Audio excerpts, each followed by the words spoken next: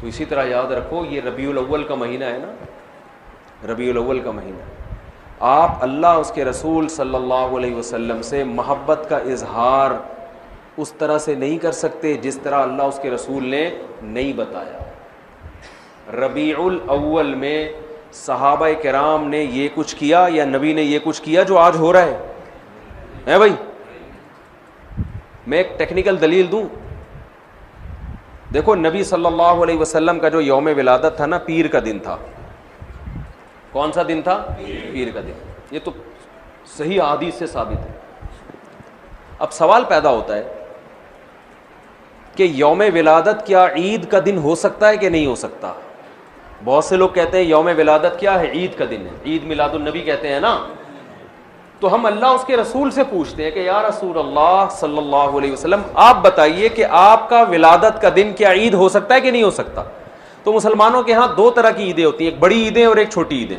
ایک عید الفطر، عید الاضحیٰ، یہ سال میں عید الفطر بھی ایک دفعہ اور عید الاضحیٰ بھی ایک دفعہ۔ یہ اس میں ہم نماز پڑھتے ہیں، نہاتے ہیں، دھوتے ہیں اور مصلی کی طرف جاتے ہیں، ایک دوسرے کو مبارکبادیں دیتے ہیں، جانور ذبح کرتے ہیں، ساری دنیا میں یہ منائی جاتی ہے۔ کیا خیال ہے؟ اور ایک ہفتے میں ایک ایسی عید ہے جو ہر ہفتے ریپیٹ ہوتی ہے، جس کو جمعے کا دن کہا جاتا ہے، یہ بھی چھوٹی عید ہے۔ یہ بھی کیا ہے؟ اس میں بھی کچھ عید کا لک اللہ نے ڈالا ہے، اس میں بھی خطبہ ہوتا ہے، اور عید الفطر اور عید الاضحیٰ میں بھی کیا ہوتا ہے؟ خطبہ۔ اس میں بھی 2 رکعتیں، ان میں بھی 2 رکعتیں، اس میں بھی نہاتے دھوتے ہیں، سنت ہے، اور ان دونوں عیدوں میں بھی کیا خیال ہے بھائی؟ نہاتے۔ ان دونوں عیدوں میں روزہ حرام، اور جمعے کے دن بھی روزہ مکروہ۔ خاص جمعے کو مخصوص سمجھ کے روزہ رکھنا حدیث میں اس سے منع کیا ہے۔ کسی کا چھٹی کا دن ہے یا اس کو آسانی ہے تو ایک الگ بات ہے، اس نیت سے روزہ رکھنا کہ آج جمعے کا دن بڑا دن ہے تو میں اس لیے روزہ رکھ رہا ہوں، اس کی حدیث میں ممانعت ہے۔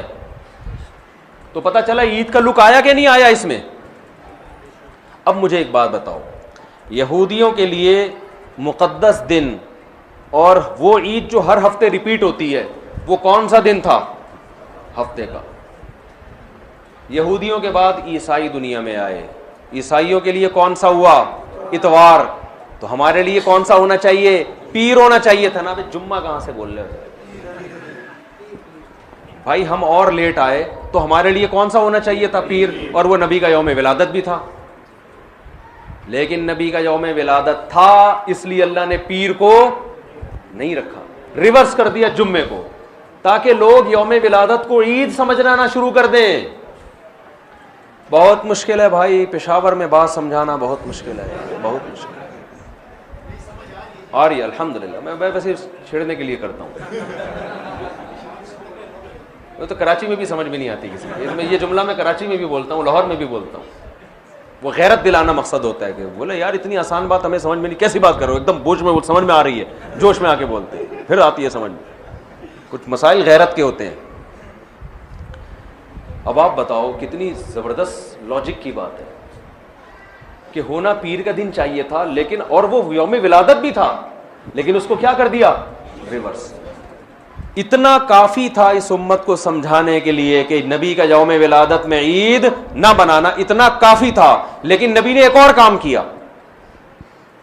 شاید نبی کو معلوم تھا، اللہ نے بتا دیا تھا کہ یہ امت باز نہیں آئے گی، تو نبی نے ایک اور کام کیا کہ پیر کو آپ نے روزہ رکھا۔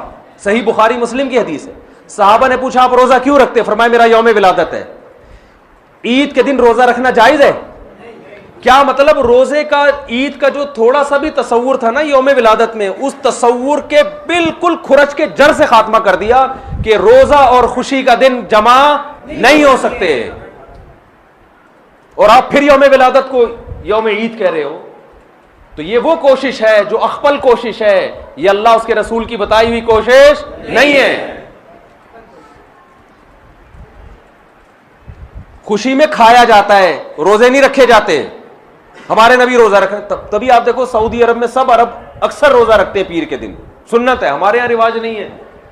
جمعرات کا بھی رکھتے ہیں، پیر کا بھی۔ پیر کا جمعرات کا تو کسی بھی وجہ سے رکھ لیا، لیکن پیر کا اس لیے رکھا کہ یوم ولادت ہے میرا۔ تو خوشی میں کھانا کھایا جاتا ہے۔ روزہ تو کھانا پینے سے بچنے کا نام ہے، اس کی میں 2 مثالیں دے دیتا ہوں تاکہ اور سمجھ میں آ جائے. آپ کی شادی ہو گئی, فرض کرو,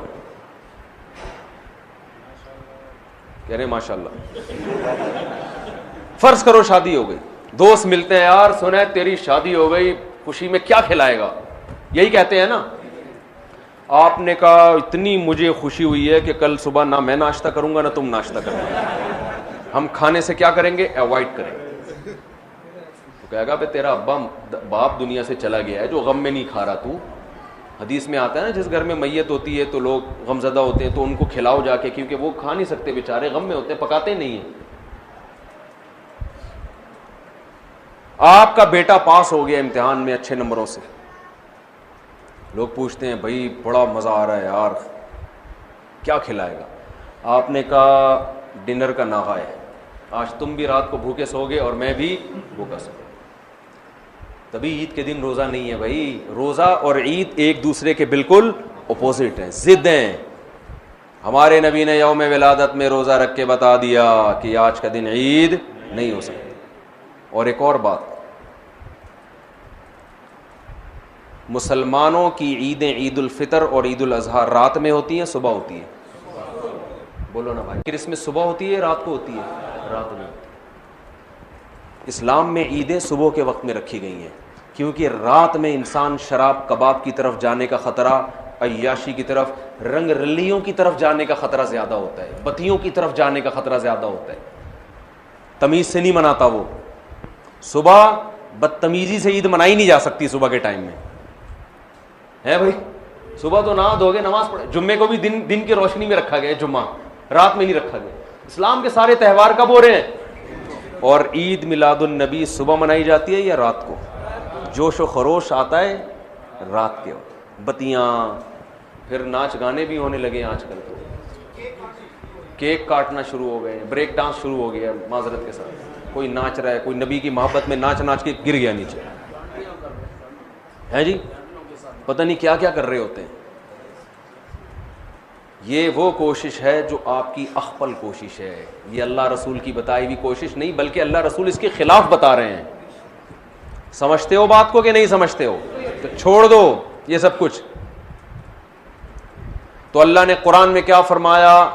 پہلی شرط نیت آخرت, دوسری شرط کوشش بھی کرے, تیسری شرط کوشش بھی اپنی نہیں بلکہ آخرت والی کوشش, چوتھی شرط وَهُوَ مُؤْمِنٌ, توحید پرست بھی ہو, ایمان بھی ہو.